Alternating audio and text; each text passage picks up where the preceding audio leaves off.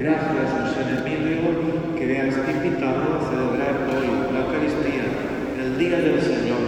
Para muchos es nuestro santo, porque es también coincide, aunque litúrgicamente no, con la fiesta de los santos arcángeles, Miguel, Gabriel, Rafael, todos los Migueles, Gabrieles de Fresno, Miguelas, Gabrielas y Rafaelas, muchísimas felicidades.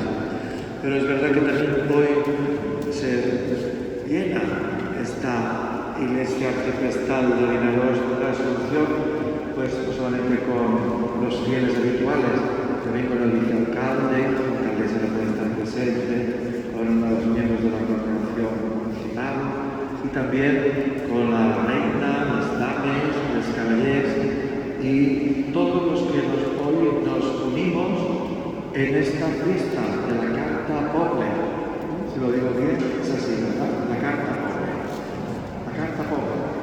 Y vamos a dar gracias al Señor por tener estas raíces nuestras de pueblo que queremos, amamos, con raíces cristianas, creo que son 783 años.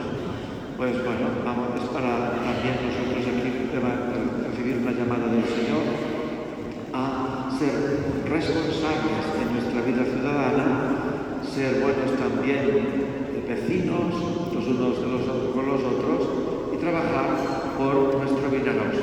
Lo hacemos pidiéndole al Señor todo su auxilio, toda su ayuda y ahora también pidiéndole su misericordia. Le pedimos perdón, porque no siempre somos testigos de su buena noticia en la Iglesia y en el mundo y en nuestra ciudad.